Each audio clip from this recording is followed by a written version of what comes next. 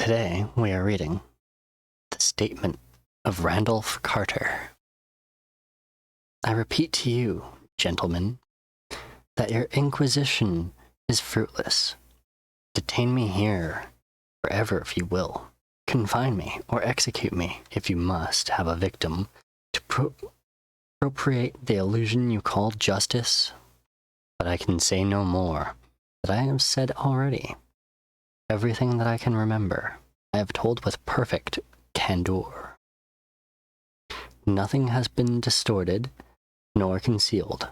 If anything remains vague, it is only because of the dark cloud which has come over my mind.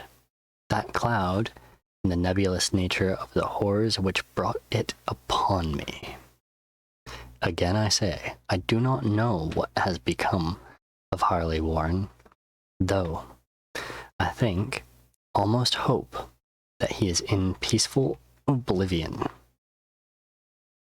If there were anywhere so blessed a thing, it is true that I have for 5 years been his closest friend, and a partial share of his terrible research into the unknown. I will not deny, though my memory is uncertain and indistinct, that this witness of yours may have seen us together, as he says, on Granville's Pike, walking towards Big Cypress Swamp at 11:30 on that awful night. That it were bore electric lanterns, spades, and a curious coil of wire with attached instruments. I will even affirm, for these things all played a part in the single hideous scene which remains burned into my shaken recollection. But of what followed, and of the reason I was found alone and dazed on the edge of the swamp the next morning, I must insist that I know nothing save what I have told you over and over again. You say to me that there is nothing in the swamp or near it which could form up the setting of that frightful episode. I reply that I know nothing beyond what I saw. Vision or nightmare, it may have been. Vision or nightmare, I fervently hope it was. Yet, it is all that my mind retains what took place in those shocking hours after we left sight of the men. And why Harley Warren did not return, or his shade, or some nameless thing I cannot describe, alone can tell. As I have said before, the weird studies of Harley Warren were well known to me, and to some extent shared by me. Of his vast collection of strange, rare books on forbidden subjects, I have read all that are written in the language of which I am master. But these are few compared with those in language I cannot understand. Most, I believe, are in Arabic. And the fiend-inspired book which brought on the end, the book which he carried in his pocket out of the world, was written in characters whose like I've never seen elsewhere. Warren would never tell me just what was in that book. As to the nature of our studies, must I say again that I no longer retain full comprehension? It seems to me rather merciful that I do not, for they were terrible studies, which I pursued more, though reluctant fascination, than through actual inclination.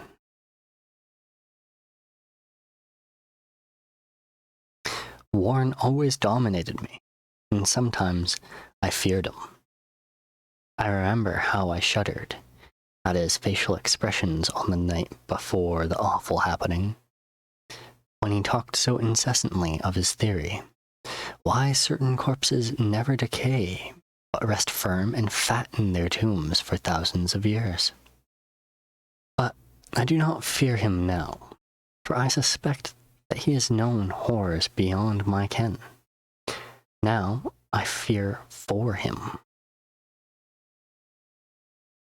Once more I say that I have no clear idea of our object on that night. Certainly, it had much to do with something in the book which Warren carried with him. An ancient book, in undecipherable characters, which had come to him from India a month before. But I swear, I do not know what it was that we expected to find. Your witness says he saw us at 11:30 on Grainsville Pike, headed for Big Cypress Swamp. That's probably true, but I have no distinct memory of it. The picture seared into my soul is of one scene only, and the hour must have been long after midnight, for a waning crescent moon was high in the vaporous heavens. The place was an ancient cemetery, so ancient that I trembled at the manifold signs of immemorable years.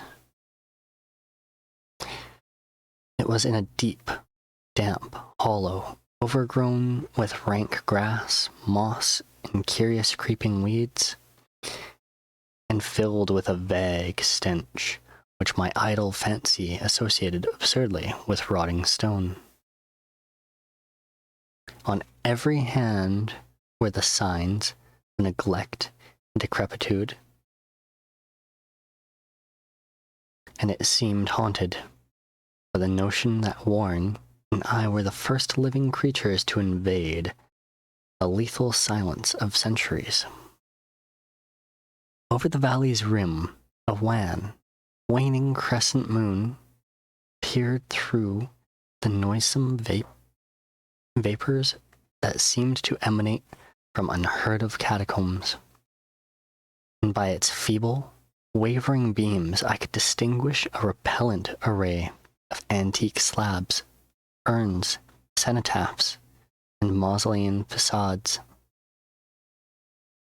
all crumbling, moss-grown, and moisture-stained, and partially concealed by the gross luxuriance of the unhealthy vegetation.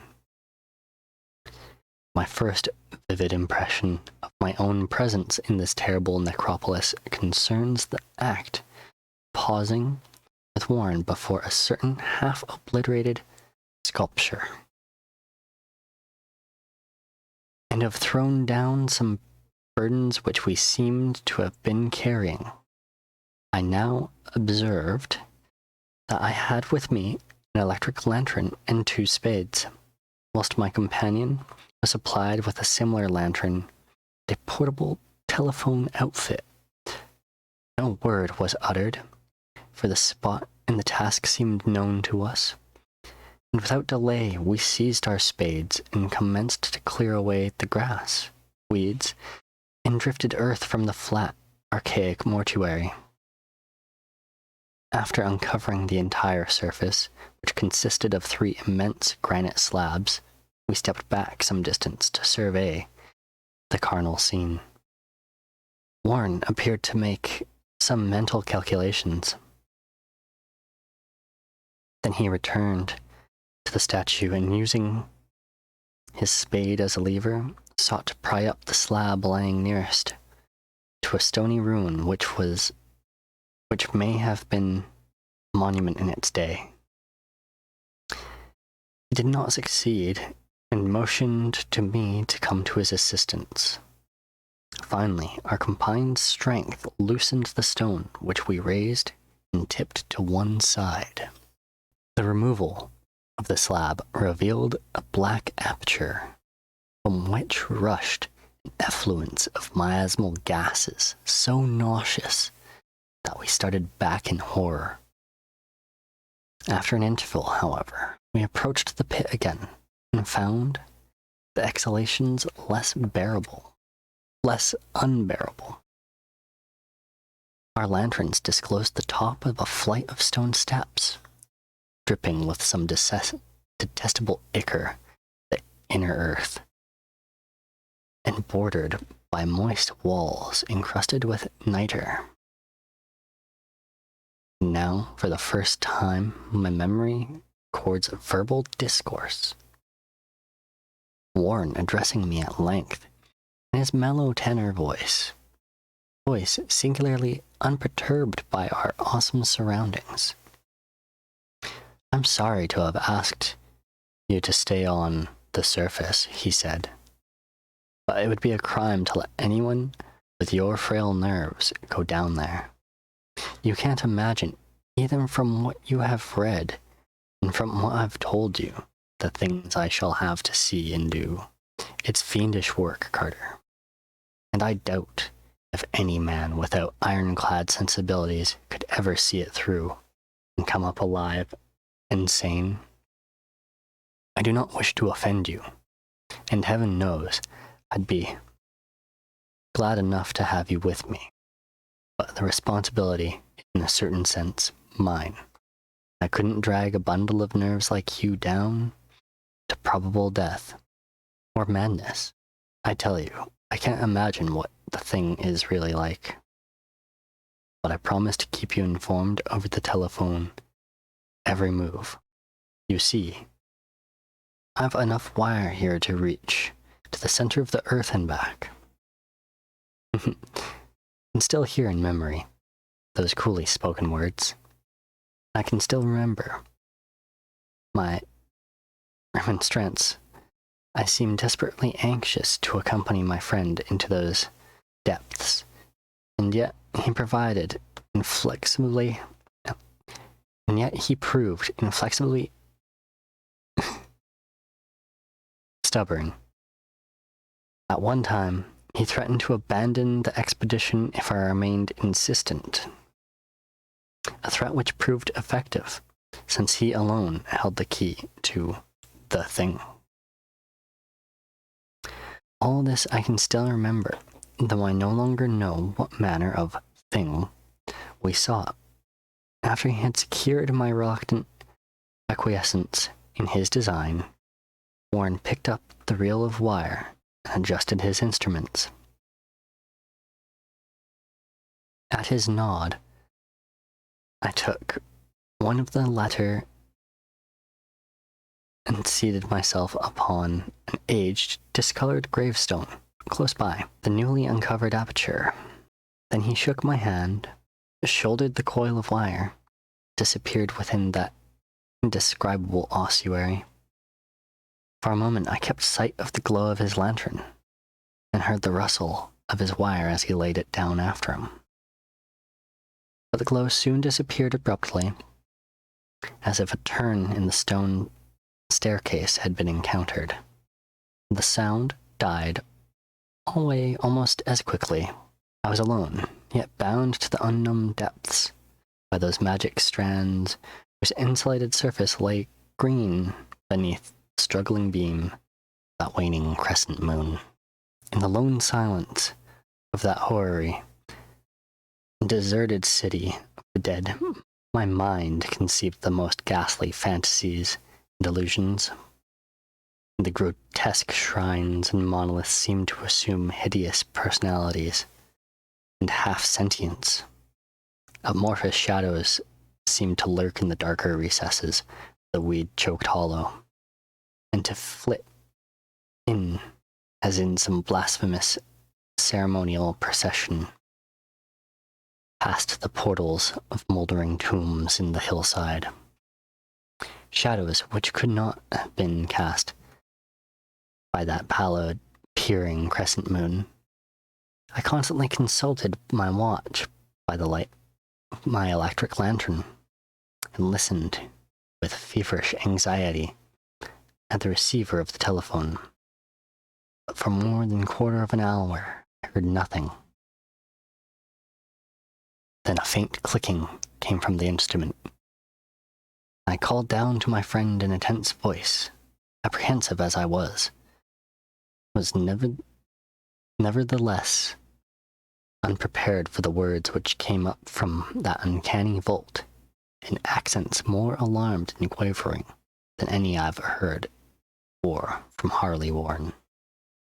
He, who had calmly left me a little while previously, now called from below in shaky whispers more pertonious than the loudest shriek. God, if you could see what I am seeing. I could not answer, speechless, could only wait. Then came the frenzied tones again. Carter, it's terrible, monstrous, unbelievable. This time, my voice did not fail me. Poured into the transmitter, blood and excited questions, terrified I encountered to repeat. Warren, what is it? What is it? Once more came the voice of my friend, still hoarse with fear, and now apparently tinged with despair. I can't tell you, Carter. It's too utterly beyond thought. I dare not tell you. No man could know it and live. Great God. Never dreamed of this. Stillness. Save for my now incoherent torrent of shuddering inquiry. The voice of Warren in a pitch of wilder concentration. Carter, for the love of God, put slab, get out of here. Quick, leave everything. Make for the outside. It's your only chance. Do as I say. Don't ask me, don't explain. I heard, yet I was only able to repeat my frantic questions. Around me were the tombs, and darkness, and shadows below me, some peril beyond the radius of human imagination. But my friend was in greater danger than I thought.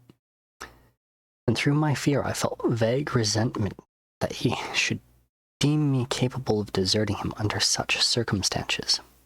More clicking, and after a pause of piteous cry from Warren, "Beat it, for God's sake, put the slab back, beat it, Carter, go!" Something from the boyish slang of the evidently stricken companion unleashed my faculties. I formed and shouted a resolution. "Warren, brace up, I'm coming down." But at this offer, the tone of my auditor changed to a scream of utter despair. "Don't! You don't understand. It's too late. It's my own fault. Put back the slab and run. There's nothing else can anyone do." The tone changed again, this time acquiring softer quality. Its hopeless resignation, and yet remained tense though my anxiety for me. "Quick, before it's too late." I tried not to heed him. I tried to break through the paralysis which held me, and to fill my vow to rush down to his aid. But his next whisper found me still held inert, chains of stark horror. "Carter, hurry. It is no use. You must go. Better one than two. The slab." Pause. More clicking than the faint voice of Warren. "Nearly over now. Don't make it harder. Cover up those damned steps and run for your life now. You're losing time. So long, Carter. Won't see you again." Here, Warren's whispered swelled into a cry, and a cry that gradually rose into a shriek, fraught with all the horror of the ages. "Curse these hellish things, legions, my God, beat it, beat it, beat it!" After that was silence. I know not how many interminable aeons I sat stupefied, whispering, muttering, calling, screaming into that phone, over and over again. Through those aeons I whispered and muttered and called and shouted and screamed, "Warren! Warren, answer me, are you there?" Then there came to me the crowning horror of all, the unbelievable, unthinkable, most unmentionable thing. I have said that aeons seemed to elapse after Warren shrieked forth his last despairing warning, and that only my own cries now broke the hideous silence. But after a while, there was a further clicking in the receiver. I strained my ears to listen, and again I called down, "Warren, are you there?" And an answer heard the thing, which has brought this cloud over my mind.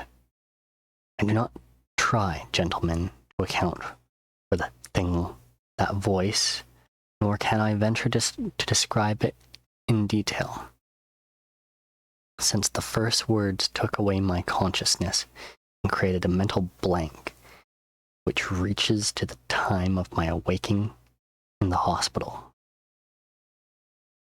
Shall I say that the voice was deep, hollow, gelatinous, remote, unearthly, inhuman, disembodied?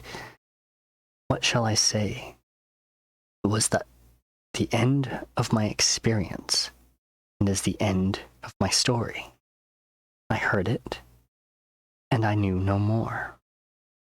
I heard it as I sat petrified in the unknown cemetery, in that hollow amidst crumbling stones and the falling tombs, the rank vegetation and miasmal vapors.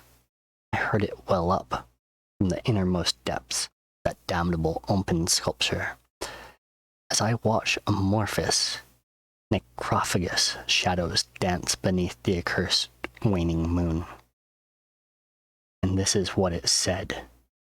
"You fool, Warren is dead."